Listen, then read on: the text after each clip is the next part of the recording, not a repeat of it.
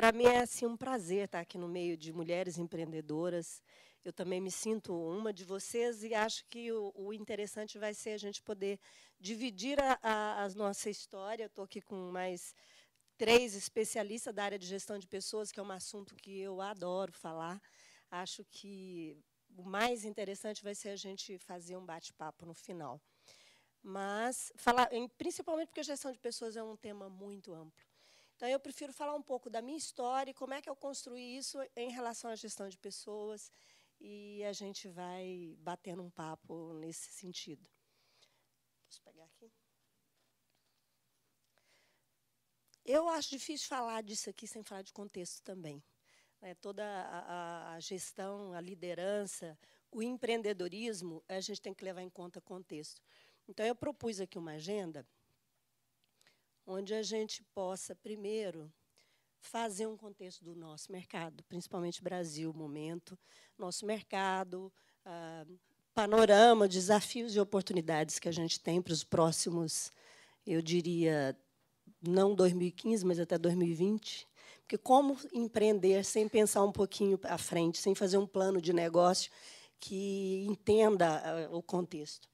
Mercado de trabalho, eu vou falar um pouquinho da terceirização, que é o meu negócio, vou me contextualizar aqui dentro, e, finalmente, gestão de pessoas, para bater um papo mais aprofundado. Então, rapidamente, o desafio nosso é muito grande, eu acho que todos vocês estão bem informados e sabem que a gente está, tecnicamente, em recessão, isso aqui era uma previsão que não vai nem acontecer 1,8, fora que nós somos a lanterninha aqui da América Latina, embora o Brasil seja o mais representativo da América Latina, nós somos a lanterna. Nós estamos aí abaixo de todos os países em termos de PIB e de crescimento e tudo. Fora que nós temos aí o custo Brasil, que impacta muito nos nossos negócios, principalmente das pequenas empreendedoras, os pequenos empreendedores brasileiros. Nós temos aí de 22% a 30% de diferença entre países emergentes, países desenvolvidos, enfim, a gente tem assim, o maior custo comparado com qualquer tipo de situação mundial. Nós temos aí, que todos vocês sabem, uma carga tributária que difere de tudo que é país. Então, empreender no Brasil é coragem e tem que dar certo, apesar da situação do governo, da legislação trabalhista, da mão de obra desqualificada, dos impostos, da obtenção de recurso financeiro, que é muito difícil, os créditos. Está aqui o Itaú, que é um parceiro, né? E eu sou cliente Itaú, a minha empresa, e sei que isso é muito necessário para o crescimento, mas existem muitas barreiras. Então, acho que a gente tem uma agenda que nós não podemos esquecer, que, para competir e continuar sendo visto nesse país, nós precisamos de pensar, e pensar junto. Eu faço parte de um grupo, junto com a Marina, chamado Mulheres do Brasil, que o objetivo desse grupo é, mais do que apontar o dedo para o governo, é entrar dentro e ajudar. Então, acho que nós, empreendedores, temos que pensar nesse papel também, né? Como é que eu posso fazer para mudar padrões de comportamento, para mudar essa situação, que não é nada favorável para os nossos negócios? Como é que eu posso priorizar a reforma tributária e ajudar nisso? Eu sei que isso é um desafio para qualquer presidente, qualquer partido que assumisse o Brasil nesse momento.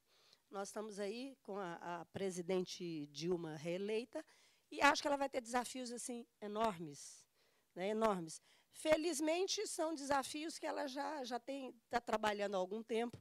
Eu não sei se muda, mas a gente é que tem que colaborar, tem que pensar. Eu penso positivamente, eu penso em ajuda, né? Qualquer governo que esteja aí, eu estou para ajudar. Não vou, né, nós, empresários, não podemos ficar como partidária nessa ou naquela situação. A gente tem que entrar junto para ganhar, porque se a gente torcer contra, não vai dar certo.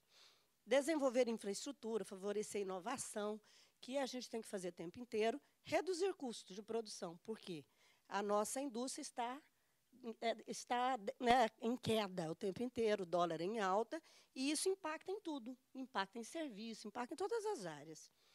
Então, além de tudo, um choque aí de capitalismo, alterar a estrutura dos custos internos de produção.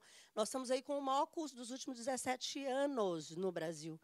Por quê? Tivemos Copa do Mundo, tivemos as próprias questões das eleições, e a gente acumulou aí uma dívida enorme, e precisamos de novo, reforma tributária, que eu acho que isso aí, para nós, seria o prioridade zero, né? Revolucionar a estratégia e a gestão educacional no Brasil. Aqui está o ponto, do meu ponto de vista. Se a gente puder ajudar nisso, e nós somos empresários que assumimos um pouco esse papel de educador, acho que faria muita diferença. E entrando diretamente no desafio, que para mim o grande desafio de qualquer empresa, seja ela grande, pequena ou média, é a gestão de pessoas, é as pessoas, é ter a mão de obra qualificada, é ter a pessoa certa. Por quê? Porque recursos, qualquer outro tipo de recurso, você tem igual, você acessa no mercado. Né? O capital, você vai nos bancos, você acessa o capital, a tecnologia, você tem acesso. Equipamentos, você tem acesso. Agora, como comprar a competência, o talento e o comprometimento de uma pessoa? Isso que é o grande desafio. Além disso, nós estamos vivendo uma situação que parece que é de pleno emprego. Né? Eu trabalho com isso, vocês viram o número que a Marina falou, é verdade isso, e eu tenho assim, muitos cases para contar para vocês sobre a dificuldade que tem de se contratar pessoas e as mudanças. Minha empresa fez 25 anos, agora em maio, então eu trabalho a vida inteira com RH, eu só fiz isso, e sei as mudanças, acompanho as mudanças desde a década de 90. E sei como isso mudou, e como hoje a gente não tem acesso mais à mão de obra qualificada. Esta é uma briga nossa dentro do Mulheres do Brasil para ajudar na situação da educação, principalmente nós estamos focando no Pronatec, para ver se a gente consegue ajudar e ter acesso a uma educação, a um profissional que esteja mais bem preparado, com habilidades para assumir as novas demandas que o mercado nos exige. Então, acho que o mercado hoje é global, a gente concorre num mercado que não é Brasil mais, e a gente tem que acompanhar. Só que acho que a educação, a qualificação não acompanhou com a mesma rapidez. E tem a questão do emprego, que eu acho que é realmente um enigma. Nós falamos que a gente está em pleno emprego e que a expectativa do novo emprego no Brasil, atualmente, é a maior da América Latina. Ou seja, além disso, a gente tem uma demanda enorme ainda pela frente. Onde é que a gente vai acessar essa mão de obra? Nós sabemos que pós-Copa do Mundo, pelo menos a grande massa da construção civil está aí disponível. Mas e o desafio da qualificação? O desafio de aquisição de talentos no Brasil, mais de 2/3 das empresas brasileiras apresentam dificuldade para preencher vagas com uma taxa 37% maior que a média mundial. Então, parece que a gente tem mais problema ainda do que a gente percebe. Então, em relação à gestão de pessoas, isso é uma realidade. Isso é uma pesquisa recente.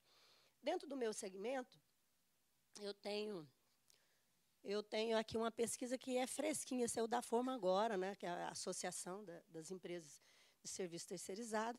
Então, dentro dessa área, só com empresas de RH, a gente descobriu que 36% dos empregadores relatam escassez de mão de obra especializada em 2014, que é a maior percentual nos últimos 7 anos. Tá? Isso vai ter, com certeza, grande impacto para 2015. Dentro do meu segmento, nós somos muito pulverizados. Nós somos 790 mil empresas de serviços terceirizáveis no Brasil. Então, é uma área muito pulverizada e que aí dificulta, às vezes, empresas extremamente estruturadas e grandes. É bem pulverizado. E a gente tem 14,3 milhões de trabalhadores terceirizados no Brasil, 32,5% do total de trabalhadores com carteira assinada. Faturamos 536 bilhões no ano passado, contribuímos com 17,4 bilhões de FGTS, 43 bilhões de INSS e 47 bilhões de Vale Transporte, para vocês terem uma ideia. A nossa empresa, neste contexto, fatura igual a 101 empresas desse setor. Nós somos hoje líder de mercado em faturamento, abrangência e número de empregados. Só para vocês terem uma ideia. E aí eu quero contar um pouquinho, então, dessa história dessa empresa e como é que uma empresa goiana, de uma mulher, chegou a ser a primeira, número 1, concorrendo hoje com players internacionais. Os meus concorrentes diretos empresas maiores mundiais, mas que o player brasileiro não fatura como a gente, que é Manpower, a Deco, a Kelly Service, a Randstad. Tem uma brasileira aqui, que é a Alice, que ela está se reposicionando em outro segmento, mas as que estão mais ligadas a nós somos 38 mil empresas, daquelas 790. Então, tá, como é? Eu acho que todos aqui devem ter parecido a história, né? Eu acredito que sim. Todos os empreendedores começam sempre com um sonho, com um desejo, né? Eu estava aqui conversando com a Beatriz e a Renata, elas abriram a empresa delas agora, estão empreendendo, mas é um sonho, uma coisa assim. Imagina uma nova história para você, né? Eu acho que imaginou a história, tem que imaginar grande. Tem que imaginar grande, tem que sonhar, aquilo tem que fazer parte da sua vida, aquele sonho, até ele se materializar. E tudo, gente, que já foi feito na vida, foi sonhado um dia. Não tem nada que antes não começou com sonho. Então, eu acho que tem que acreditar primeiro nisso. E, para mim, não foi diferente. Eu vou contar um pouquinho dessa história. Esse sonho foi despertado. Eu sou uma filha de mineiro com goiano, fazendeiros, e que uma certa época, né, da minha vida, bem pequenininha, lá em Rio Verde, no interior de Goiás, a minha família, a família de fazendeiros lá, minha mãe eu perdi meu pai, e a minha mãe ficou viúva e casou com um carioca, e eu vim morar com um padrasto, só com a irmã mais nova, porque os demais não quiseram vir. Eu tinha mais 3 irmãos. Nós viemos para Petrópolis, e eu cresci, então, em Petrópolis. E em Petrópolis eu tive uma experiência no Rio de Janeiro, que, com 9 anos de idade, por aí, que me impressionou muito. Eu vim assistir um futebol, eu fui assistir no Rio o futebol, no Maracanã, e tinha assim, estava lotado, e eu fiquei muito encantada com as pessoas. Eu não assisti o futebol, assisti as pessoas. E eu falava, poxa, mas, gente, é uma coisa interessante. Tudo que é máquina, naquela época eu estava começando a aprender a ler manual de equipamento, de máquina fotográfica, eu estava encantada com isso. Então, eu falei, gente, deve ser uma máquina muito complicada e deve ter um manual. Deve ter um manual. Eu quero descobrir o manual do ser humano. É isso que eu quero fazer. Então, eu fui atrás disso, né? E tudo que você sonha tem sempre para mim, tem 4 elementos para dar certo, né? Tem o sonho, tem a determinação para subir e chegar nele, não esqueça disso. Bom, mas que bobagem, máquina, gente, não, eu acredito, acredita. Por mais que todo mundo diga não, você acredita. Então, eu acreditava que tinha e fui. E aí, tá, oportunidade, sucesso. Família, ninguém queria que eu fizesse nada na área de gente, era seguindo, porque a gente ia estar voltando do Rio para a fazenda. O melhor seria que se eu me formasse em agronomia, veterinária, ou medicina. Minha mãe queria que eu fizesse coisas assim. E eu fui passei no vestibular para veterinária, agradei, mas passei para psicologia para me agradar. Eu quero fazer os 2. Depois eu desisti de um e fiquei na psicologia. Peço desculpa porque eu estou saindo de uma rinite, então quero. Então, tá, consultório, nem pensar, eu queria muita gente, lembra lá do estádio cheio? Então, tá, esse é o caminho, desafiador, né? Quero muita gente entender como é que é isso. Desbravar os novos caminhos da psicologia. E aí eu fiz tudo dentro da psicologia e descobri o seguinte: o ser humano tem manual, mas ele é reescrito todos os dias. E isso eu descobri depois de formada, obrigada.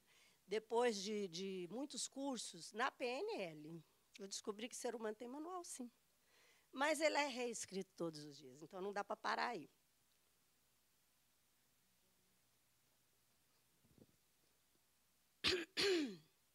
Aí eu falei, tá bom, vou abrir o meu negócio e vou trabalhar com gente. Identificar, naquela época, na década de 90, tinha uma tendência assim, não sei se, né, tem alguém aqui que estudou alguma coisa nas teorias Z, a teoria X, né? Eu fui pela teoria Z, porque a X dizia que o gestor era o grande motivador e que fazia total diferença na produtividade. A teoria Z dizia que não, que são as pessoas energizadas, são as pessoas que estão felizes e que faz o que gosta que faz diferença. E eu acredito nisso até hoje. E acho que, independente de ser gestor, líder, empreendedor, se você está feliz, faz o que gosta, faz diferença. Se está energizado, está engajado, É isso que faz a diferença. Para mim, a gestão de pessoas passa necessariamente por esse exemplo, de estar feliz, fazendo o que gosta, encaixado ali naquilo, né? Isso é o que eu quero mesmo. E isso é o grande desafio, encontrar essa pessoa que tem valores essenciais iguais aos do teu negócio e que acredita em você, acredita no teu sonho e quer sonhar junto. Então, foi por aí. O que eu levo nessa bagagem para fazer? Eu acredito também nisso aqui, muita coragem para ser um empreendedor. Essa bagagem aqui tem que estar um pouco com isso que eu já falei, do entusiasmo, da determinação, da paixão, do foco. O sonho, a fé, o sonho nunca esquecer. A fé que vai conseguir, a crença em você. Porque, para mim, empreendedor é aquela pessoa que inicialmente não tem nada, sem cliente, sem dinheiro, mas com um grande sonho e uma crença que você vai conseguir. Essa crença em você é fundamental. E aí, então, na década de 90, nasce a empresa com Z. E ela nasceu de uma situação assim. Eu primeiro fui escolhida para ser uma gerente. Quando eu me formei, né, bem no comecinho, fui estagiária de um jornal, então tive uma experiência com muita gente interessante. E depois eu fui para uma empresa de tecnologia de informação. Então, tive outra experiência também com inovação. Então, isso ficou no meu DNA. Meu primeiro projeto, como gerente de RH, foi fazer o startup de um hotel. Aí eu já abri a empresa para fazer esse serviço. Então, eu fui fazer o startup desse hotel. E, ao mesmo tempo, eu fazia um curso na FGV aqui em São Paulo, e o meu TCC, eu fiz uma pesquisa no Brasil inteiro sobre hotéis 5 estrelas, como é que era o desenvolvimento de pessoas e a gestão. E descobri algumas coisas que era meio que modelo, ou americano ou francês, então eu resolvi que eu deveria fazer alguma coisa diferente. E, com isso, eu ganhei um prêmio pela Associação Brasileira de RH. Esse prêmio rendeu aqueles 5 minutos de sucesso, publicaram o meu trabalho, foi mais do que eu esperava. E aí, com esses 5 minutos de sucesso, eu falei, vou abrir uma empresa só para trabalhar para o hotel. E foi assim. Então, assim, pensando sempre que o meu DNA vem de hotel 5 estrelas, onde pequenos detalhes fazem grande diferença. Esse é um diferencial que permeia o meu negócio até hoje, porque a nossa origem é essa. Né, e quando eu falo nossa origem, porque os meus 2 sócios são de hotéis. Então, a empresa sempre vem com um desafio novo.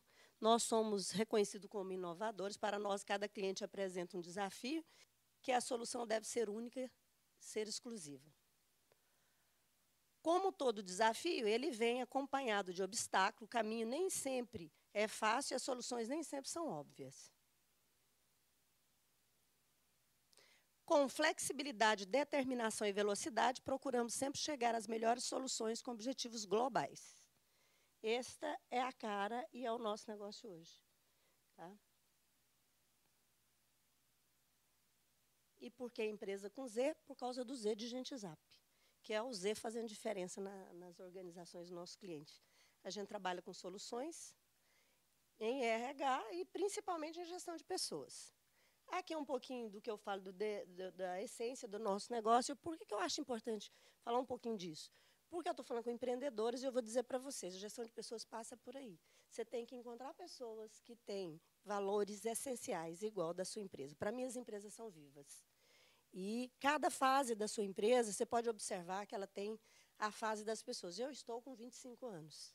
25 anos é a fase já de se posicionar profissionalmente, já fazer escolhas e já querer firmar em alguma coisa. Né? Não é mais aquela busca. Então, eu entendi o tempo inteiro passando por todas as fases, porque, ao mesmo tempo, como mulher que nasceu a empresa primeiro que meu filho, logo em seguida, 2 anos depois, a empresa nasceu em 89, meu filho nasceu em 91, e eu tenho uma filha de 15 agora. Então, eu tenho todas as fases ali para poder acompanhar. Então, na verdade, isso aqui é importante, tá? Que a empresa, por exemplo, é apaixonada por desafio, oferece o máximo de flexibilidade, porque a gente entra dentro da casa do cliente para terceirizar o serviço. Então, eu vou só passar para dizer o que é importante, mas não vou me prender. Outra coisa importante, eu vou falar de 3 atributos, que é o nosso. Paixão por desafios, foco em solução e flexibilidade para poder atender o cliente. Porque quando ele te procura, é porque internamente ele não tem as ferramentas para fazer e nem o tempo. Então, a gente atua principalmente em 3 segmentos, são 3 grandes unidades que os produtos estão inseridos. Na unidade de RH, eu tenho fortemente no Centro-Oeste a área de Middle e Executive Search. Aqui em São Paulo é dificílimo concorrer. Estamos aqui com duas que vêm.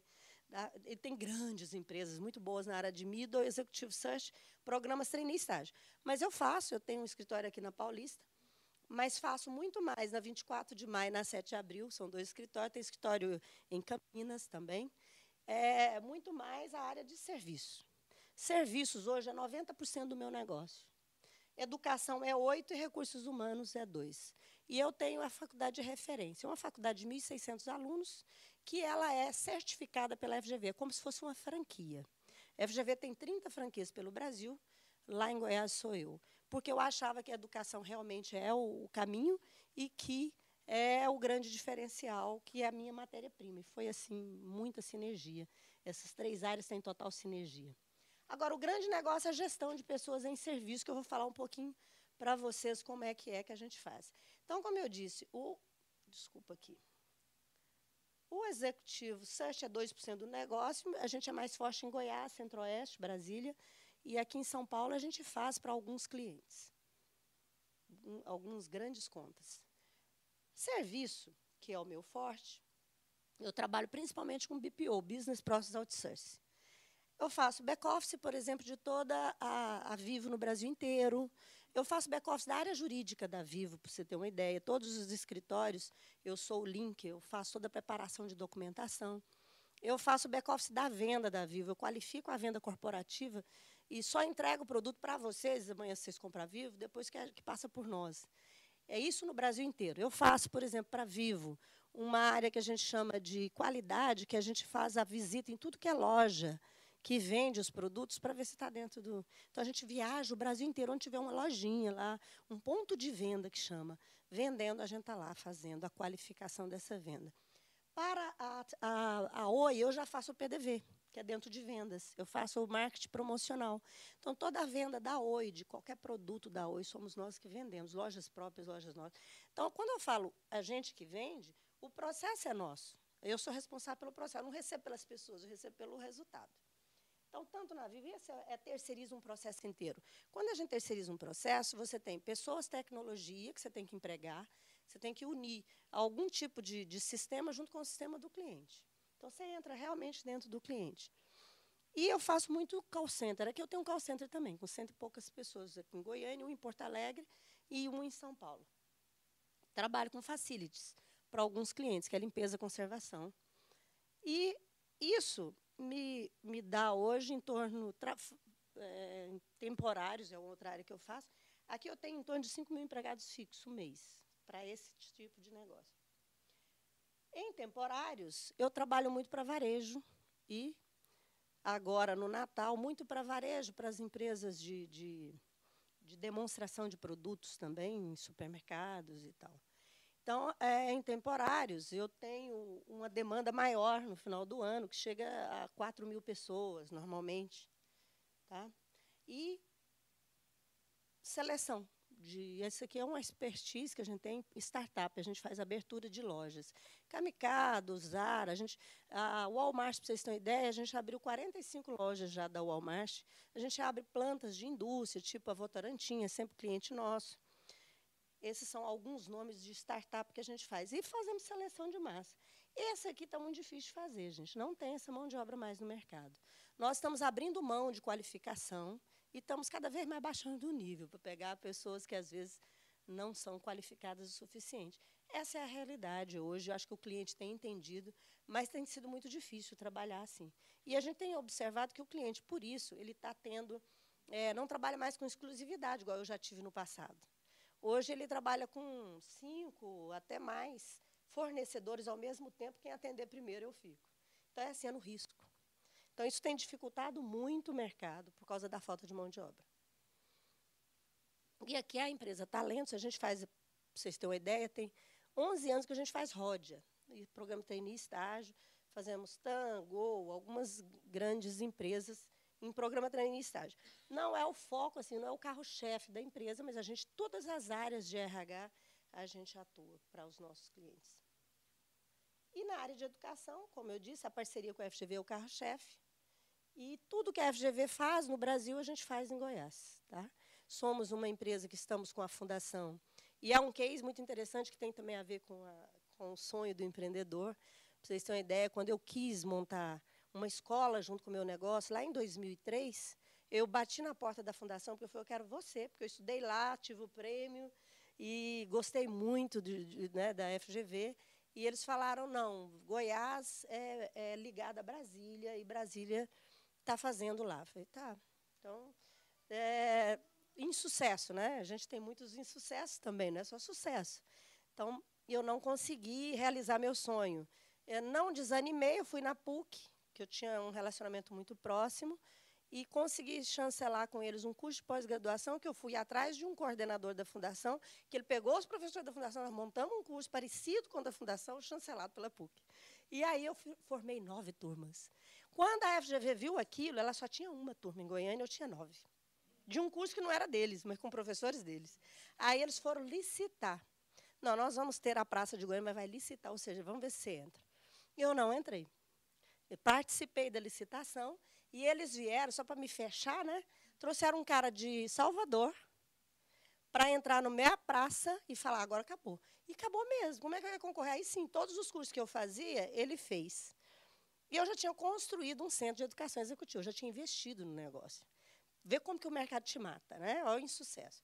Eu falei, e agora? Eu não posso fazer nenhum curso que a FGV faz. Eu fiquei no limbo, tipo, eu tinha um de sustentabilidade, um de RH que eles não tinham lançado ainda. Eu fiquei com 2 cursos, mas não desanimei. Né, o sonho, lembra o sonho? Então, eu falei, chamei o empreendedor, que já tinha FGV em Salvador, não conhecia Goiânia, eu falei, eu sou uma empresa de terceirização, terceiriza toda a sua operação para mim. Eu faço o serviço, eu faço a seleção dos alunos, eu administro seu escritório, eu faço tudo. Ele adorou, porque não tinha tempo, ele cuidava do outro, e eu toquei o negócio para ele, ganhando dinheiro para isso. Passado 3 anos, ele vendeu o negócio para mim. Aí eu cheguei na FGV, você vai ter que me engolir. Sou dona agora desse negócio. Então, eu consegui isso aí. E aí, a FGV, eu era a única mulher no meio de 60 homens. Uma instituição super tradicional, apesar de inovadora. E aí, isso impactou inicialmente. Hoje, eu sou extremamente respeitada e ouvida. Essa história começou lá em 2003, insistindo, mas eu só consegui comprar o negócio em 2004. E, em 2006, eles lançaram um Projeto Brasil, que, se você não tivesse faculdade, ele ia fazer convênio com alguém na sua cidade. E o governador Perillo tinha um amigo lá, que era bem próximo, que tinha uma faculdade e já estava assim, na forma, né? Falei, já vem ameaça de novo, e muito grande. Então, eu tinha que comprar uma faculdade correndo. Eu fui atrás, felizmente, encontrei uma pessoa que era aluno da fundação aqui em São Paulo, saiu de Goiânia, filho de uma professora que eu conheci, veio para cá para trabalhar em banco, ele foi para o Credit Suisse, até hoje ele é o CFO de lá, nunca voltou, montou uma faculdade para a mãe, que estava indo no insucesso, uma faculdade assim linda, nos modelos da FGV, uma faculdade de excelência, e eu liguei para ele e comprei por telefone. Isso foi um case, foi até pagar a SM. Comprei por telefone, sem auditoria, sem nada, porque eu não queria perder o negócio. Então, o sonho, às vezes, vem na frente da consequência e do risco. Não sei se vocês vivenciam isso como empreendedora. Então, eu não queria nunca perder aquele negócio. Então, eu fui lá, comprei, passei a entrada, eu só o conheci depois que eu quitei o negócio, que eu vim aqui em São Paulo assinar. Então, foi um negócio feito por telefone e que deu muito certo. Sabe? Ele mandou os advogados assinar. Eu conheci a esposa dele, mas ele mesmo só vim conhecer agora, a gente se tornou amigos. Então, é um case assim, bem interessante. Eu não tive muitos problemas, mas eu tive, por exemplo, alguns problemas trabalhistas dele que veio para mim, mas aquilo eu fui administrando depois. Sabe aquela história? Eu prefiro pensar que eu não vou ter problema, só vou ter sucesso. Se eu tiver, administra depois, porque se eu ficar pensando que eu tenho problema, eu não faço. Então, eu não penso no problema na primeira vez. Eu sempre penso na oportunidade. Eu sempre vejo com otimismo as coisas. Eu só vejo o problema na hora que ele vem. E aí é resolver. O problema está aí para ser resolvido. E acho que todos têm solução. Então, eu não fico pensando no problema. Então, essa é uma história que hoje deu muito certo. Para você ter uma ideia, nós somos a única nota 5 lá da administração do Estado de Goiás, no ENAD. Nós somos nota máxima. E a gente faz todos os produtos, até hoje a gente tem 2 cursos internacionais. Um é com a Universidade de Mondragon, que é um projeto de gestão e inovação que é maravilhoso. Eu acho que é futuro depois do capitalismo, é essa coisa que acontece lá nos Países Bascos. E temos também com Indiana um curso de finanças, que é muito bem reconhecido também. Isso é um curso que a gente trouxe para dentro do projeto da FGV, porque você pode trazer. Tá? Então, a FGV tem 70 anos que está no mercado, é referência, vocês conhecem, e a gente é uma das 5 melhores conveniadas dela do Brasil. Então, o que essa história aqui foi construída desde 89 até 90, e eu tenho um plano, e eu acho que isso é fundamental, aconselho vocês a fazer um plano de negócio que é até 2020, por isso eu falo sempre daquela agenda de 2020, que é levar a empresa rumo a um bi. Hoje eu sou uma empresa que fatura 340 milhões, tenho 80 mil empregados mês, mas, para seguir essa história, eu saí do nada, ser desempregada. Eu perdi o emprego, que eu era gerente de RH, transformei em microempreendedor. Todo o dinheiro que eu ganhei como funcionário... Eu tinha 29 anos quando eu abri meu negócio. No auge, eu tinha ganhado um prêmio, eu podia seguir carreira de gerente de RH. Eu preferi começar do zero. Mas começar do zero fazendo alguma coisa que eu acreditava. E eu tenho todo um trabalho que eu venho fazendo desde 2010. Na verdade, esse plano de negócio começou em 2007. Eu trabalho hoje num sistema do Balance Scorecard. Todas as minhas equipes têm metas, indicadores, e todos são medidos. Eu faço os desdobramentos para os gestores, e dos gestores eu faço para a base da pirâmide com méritos e avaliação de desempenho. Então, tem todo um trabalho ali que vocês for olhando. A gente ganhou vários prêmios durante esse ano, que eu vou passar rapidamente, mas só para falar que tem uma trajetória que tem que ser construída passo a passo. Não tem essa história de que se chegou lá. Né? Tudo é difícil de fazer. Em 2011, a gente conseguiu faturar 212 milhões e pegamos a liderança. E ainda conseguimos. Manter na liderança, às vezes, é mais difícil do que conseguir. Isso aqui são as áreas que a gente atua, serviços públicos, a gente faz muito correios. Eu tenho o estado de São Paulo, Rio de Janeiro, e Minas Gerais e Paraná, todinho. Onde tiver uma agência dos Correios, eu faço o que a gente chama de OTT, quem faz a organização do trabalho do carteiro. Então, aqui, os players que a gente concorre. Eu tenho uma parceria internacional com essa empresa americana que, globalmente, fazendo o que eu faço, ela fatura. Para vocês terem uma ideia, o ano passado foram 22 bilhões de dólares, e ela tem 400 escritórios pelo mundo, e a gente está aprendendo muito com eles. Eu tenho um escritório em Miami para atender, por exemplo, a Apple Store. Todas as lojas da Apple, que abriu aqui em São Paulo e no Rio, fomos nós que abrimos. A gente tem 50 funcionários dentro da Apple, terceirizados. Então, aqui é onde a gente atua. Nós estamos praticamente em todas as regiões, nas principais capitais brasileiras. Só que em São Paulo a gente tem 4 unidades com o call center. Então, o desempenho nosso operacional, que vocês podem pensar, puxa, deve ter muito problema, porque 80 mil empregados. Então, só para você ter uma ideia, a nossa satisfação e os nossos indicadores têm que medir por aqui. Então, lá em 2008, eu tinha 12 mil empregados. Esse ano, no terceiro trimestre, eu já estou com 73. Está vendo ali? Então, eu tenho mantido aqui 81, 83, esse é o número. 331 colaboradores do quadro próprio que cuida desses 83 mil. E ali é o quadro mensal. Eu estou com 9.500 agora, mas vai entrar 4 mil até dezembro. E aqui o risco trabalhista. Tá? Eu tenho problema trabalhista? Tenho. Ontem eu estava em reunião com o meu escritório e fala, mas é muito pouco. Eu falo, não, é muito, eu estou com 700 ações. Com 10 mil empregados, eu tenho 700 ações. Então, é menos do que 1%. Tá? E eu não posso sair a minha meta é 0,5%. Então, a meta dos meus diretores, eles recebem se a área dele, porque isso aqui é o consolidado. Mas cada área tem uma meta, não pode passar de 0,5%. Quem passa de 0,5% não ganha bônus no final do ano. Então, esse é um indicador que a gente trabalha muito, risco, cuida muito dessa área. Eu tenho um setor jurídico que tem 6 pessoas. E eu digo que eu consegui. Tá? É o que eu realizar meu sonho, até mais do que eu pensava. Né? Nós figuramos entre as PMEs que mais crescem, nós somos a número 1 do centro-oeste e do norte do país, e somos a 9ª em todos os tipos de segmento no Brasil. Já pelo 3º ano seguido, tive a honra e a responsabilidade de ser homenageada entre todos esses homens como a única mulher empreendedora. e faço parte desse grupo que eu acho muito bacana, que eu estou lá brigando pela educação e pela qualificação da mão de obra. E sou conselheira da Uniuma. Eu tenho 3 empreendedoras em São Paulo. Um é de Franca e 2 é daqui. Que eu faço aconselhamento já pelo 2º ano. Então, eu adoro fazer esse trabalho, estar aqui com vocês, estar no meio de empreendedores, porque eu acredito muito na força da mulher.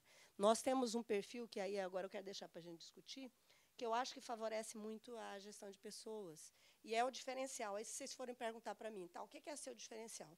Eu vou dizer para você assim, lá, quando eu tive o meu primeiro emprego, eu tinha uma estagiária que trabalhou comigo no hotel, no startup, e hoje ela é minha sócia. Então, começou lá. Eu tinha muita resistência em trabalhar com o meu marido, mas ele veio para tocar a faculdade e ele era do hotel. Eu o conheci, ele era um gerente lá do hotel, e a gente se conheceu no meio de hotelaria, porque eu só fazia hotéis. Então, o meu tempo está vencendo, na hora que estiver aí, que deu a plaquinha? 5. Então, ele é de hotelaria. Então, nós 3 somos os sócios da holding, e que está comigo, meu marido veio trabalhar comigo no começo, essa assim, uma overdose de relacionamento. Hoje eu digo para vocês que foi a melhor opção que a gente teve, embora ele cuide da educação, que é um pouco independente, mas é muito bom, a gente vai conciliar. Aquela história de que a gente não quer abrir mão de nenhum papel, é verdade, a gente não quer abrir mão de nenhum papel. E trabalhar junto é tudo de bom, porque se concilia, vai viajar juntos, né? E dá tudo certo essa agenda. Então, para mim, acho que foi um ganho. A gente conseguiu fazer um desenho onde a gente não fala de trabalho em casa e deu certo. No começo foi muito difícil e hoje eu digo que deu certo. Outra coisa que eu acho que eu aconselho também a pensar é como que eu faço para conciliar todos esses papéis. É muito difícil, né? Porém, eu tenho um caminho que me ajudou bastante, que é assim, quando eu estou no trabalho, eu estou para valer. Eu me organizo para nada de casa me atrapalhar lá. Então, eu estou intensamente. Quando eu estou de férias, eu estou em casa, eu estou intensamente também, eu me desligo. Eu não sou daquela que estou o tempo inteiro aqui ou lá. Essa mistura faz muito mal para a vida, né? Então, acho que eu consegui isso. Tá? Outra coisa é simplificar. Eu moro do lado do meu trabalho. E numa cidade, né, onde a qualidade de vida é muito mais fácil. Então, há 7 minutos andando. Né? De carro nem precisa ir, mas às vezes a gente vai, porque de lá você vai para outro lugar, é 5 minutos. Essa é uma coisa. Outra coisa, eu tenho uma pessoa que trabalha comigo, vai fazer 21 anos agora. Então, essa pessoa é vó, ela foi babá dos meus filhos, e isso é muito bom. Ela tem uma pessoa de confiança que te ajuda. Então, eu terceirizo numa boa. Essa coisa de abrir mão do que vai ser na casa, que jeito que vai fazer a comida, isso também é uma coisa que no começo foi muito difícil. Né? Recém-casado, você quer cuidar de tudo. Mas depois você aprende a delegar. Outra coisa, contrata uma pessoa para organizar o armário. Delega algumas coisas que não faz no menor sentido, gente. E outra coisa, conta pessoal, né? Pede ajuda para o banco, fala assim, eu quero um banco, me ajuda aí. Então, assim, simplifica a vida. Porque quanto mais problema, simplifica o guarda-roupa, pega as coisas que combinam. Eu sou assim, muito prática nesse sentido. Sou vaidosa, mas não tenho tempo de cuidar muito de mim, então tem que ter as coisas lá arrumadas, né? Então, acho que isso ajuda bastante. E tenho tranquilidade de viajar. Agora mesmo, nós fomos levar minha sogra, que fez 80 anos, para visitar Portugal, que é a família de lá. Levei minha filha de 15, imagina conciliar passeio com uma de 80 e uma de 15. E desliguei totalmente o trabalho. Desliguei totalmente. Então, fiquei 15 dias fora, tudo toca. Então, esse trio que nasceu de hotelaria tem o mesmo DNA. Porém, o que é que sustenta a empresa? Os gestores. O meu gerente, hoje, que é diretor executivo da área de educação, ele teve o primeiro emprego com 14 anos de idade na minha empresa. Eu o contratei por telefone. Ele me ligou e falou, eu tenho só 14 anos, quero ser menor aprendiz numa empresa de RH. Falei, tudo de bom. Falei, pode vir. E aí esse menino está com a gente até hoje, ele teve todos os cargos lá dentro, e eu consigo manter.